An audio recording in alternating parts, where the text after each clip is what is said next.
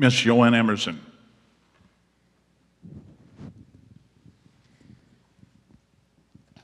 I'm a military mom. As a matter of fact, my son got home this morning, 1:28 a.m. to Savannah, Georgia, where he's posted. He's been on a second tour in Iraq, and I'm very proud of him. I'm very proud of all of our soldiers, and we're very proud of Mr. Sauer's service as a Green Beret. And it's always a tough point to discuss when you're personally involved in it as a mom, as a stepmom, and so I can't be as objective, I think, as I should be. But let me say this: there are people in the world who hate us. Those people were allowed into Afghanistan by the ruling Taliban prior to 9/11, and those people were shielded by the ruling Taliban when we asked for help after 9/11. So the thing that bothers me and concerns me the most about me or having 435 commanders-in-chief in the Congress trying to second-guess somebody like General Petraeus is that he's there, he's on the ground. Mr. Larry Bill. You know, Afghanistan is a symptom, and what I like to do is address the problems. As far as Afghanistan strategy is concerned, of course, we have to listen to the generals that are out there and explaining to us who the enemy is.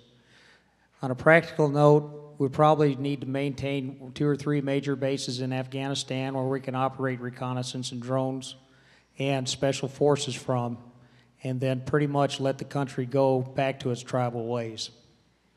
And that way we won't have such a big expenditure of our resources to take care of that.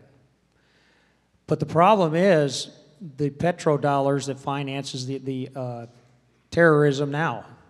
That flight training was bought with money that came out of Saudi Arabia, which they got from selling oil to us. And we need to get back to energy independence. We need to drill for our petroleum in the United States. We need to make ourselves energy inefficient and pretty much bankrupt the enemies we have now in Venezuela. Actually, I think Saudi Arabia. People still don't like us in Iraq. And if we could stop that funding, then they would not have the tools or capability to come after us. And actually, since we're not interfering with their internal affairs, we probably would eliminate the motivation too. Thank you. Mr. Tommy Sowers. What we've heard out of Congresswoman Emerson is exactly the problem.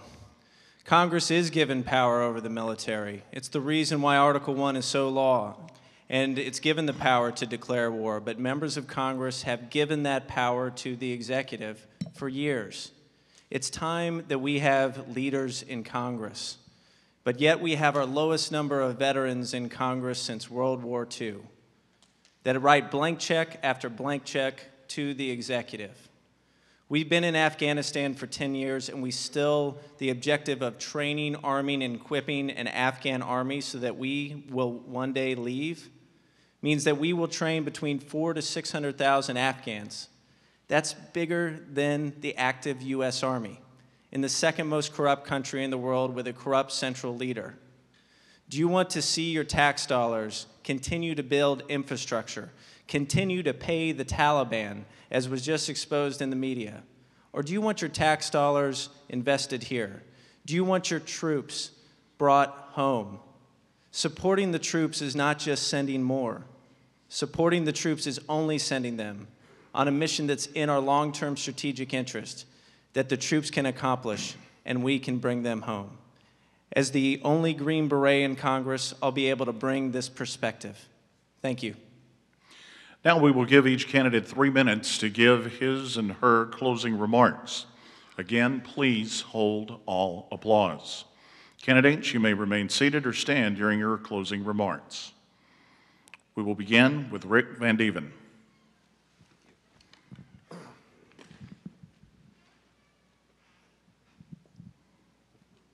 I'd like to thank Three Rivers Community College for hosting this event and allowing me to participate. I would also like to thank tonight's moderator and the audience for attending. As a libertarian, I challenge the cult of the omnipotent state and defend the rights of the individual.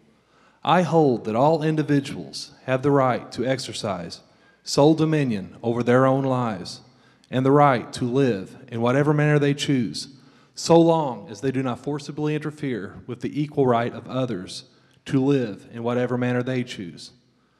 Governments throughout history have regularly operated on the opposite principle, that the state has the right to dispose of the lives of individuals and the fruits of their labor. Even in the United States, all political parties other than the Libertarian Party grant the government the right to regulate the lives of individuals and to seize the fruits of their labor without their consent. I deny the right of any government to do these things and hold that where governments exist, they must not violate any individual rights, namely the right to life. I support the prohibition of the initiation of force against others, the right to freedom of speech.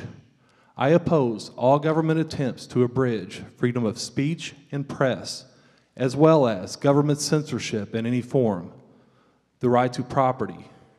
I oppose all government interference with private property, such as confiscation, nationalization, and eminent domain, and support the prohibition of robbery, trespass, fraud, and misrepresentation.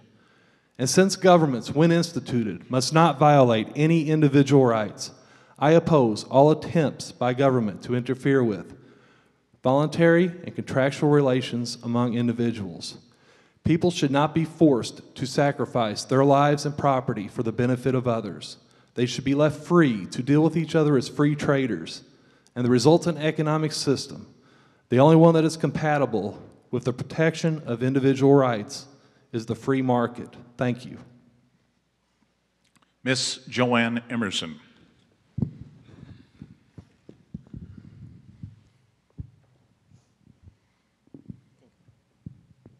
I want to thank Three Rivers very, very much for hosting this wonderful debate. Elections are about the future, and the future of Poplar Bluff is very, very bright. You know, the community leaders here have had a vision, and actually they won't take no for an answer. But I've been very proud to be able to partner with Poplar Bluff, Butler County, in the four-laning of Highway 60, in the four-laning of Highway 67, in the upgrades to the industrial park, in advocating for Three Rivers, in working hard on the 8 Points development, and on the new hospital which will bring 250 new direct net jobs and 250 indirect net new jobs. That's something that you all should be so proud of. And the fact is that we actually have, I guess right now, over 220 jobs available at the industrial park for those who are looking for work. Good jobs, important jobs. And I know you're proud. I will say there's one thing, though, that's been troubling me, something that happened during this campaign. And that is that Mr. Sauer's friend, Wes Clark, and he had a fundraiser up in St. Louis at a pizza place. And Mr. Clark was doing an interview with the St. Louis Post-Dispatch and told the interviewer, the reporter, that Poplar Bluff was a sad place. So Mr. Sowers just sat there and didn't defend Poplar Bluff, and I was shocked. But the fact of the matter is this place, our home, does demand to be defended because there's no place like Poplar Bluff. It is a happening place right now. And all of the people, or a lot of the people, I should say, bankrolling Mr. Sowers, I think from California, from New York, I think they probably think this is a sad place too, because I know they believe that government should have a bigger role in our lives. Nancy Pelosi should be Speaker for 2 more years, that the Environmental Protection Agency ought to be implementing cap and trade, that there should be bureaucrats involved in making choices for us in health care, That's not Southern Missouri. That's not representing the common sense conservative values of us here at home. I love this place. I'm going to fight for this place, and I believe I'm the only one of all the candidates who's going to be able to fight against the Pelosi agenda of more government control of our lives. I humbly. Up next, Mr. Larry Bill.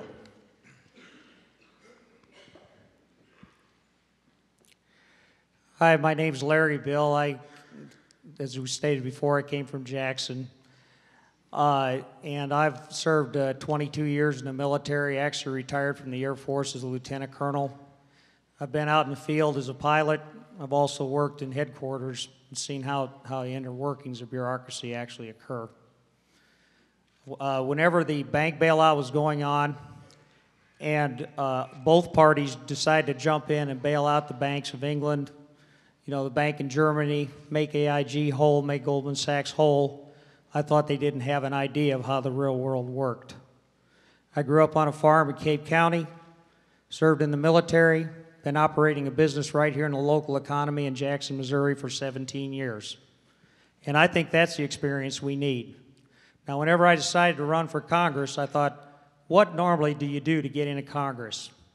You go to lobbyists, you get outside money, you get with the parties so you got that top-down support and you've already got your infrastructure in place. I said that's the same ingredients in the cake going back to Washington one more time. Let's do it different. Let's take a new approach. So what I did is I found out I could run as an independent candidate. And in order to be an independent candidate, I had to get around 5,600 signatures of registered voters right here in the 8th district, no outsiders counted, and we ended up getting 6,700 votes, or signatures. And we got on the ballot, and I did it on a budget of $5,000, which my two main competitors spent $500,000 or more of other people's money up to that point. I said the other thing I need to do is I need to avoid that outside influence of lobbyists and big donors and even small donors. And so my wife and I have been the only financial contributors to this throughout the whole campaign. So if you see a sign, if you see an ad in the paper, if you see an article in the newspaper, if you see a bumper sticker, if you see a handout, know that I'm the one that committed to this race. I will not be influenced by any lobbyist when I get to Washington, and if I can't get there that way, I do not want to go. Thank you.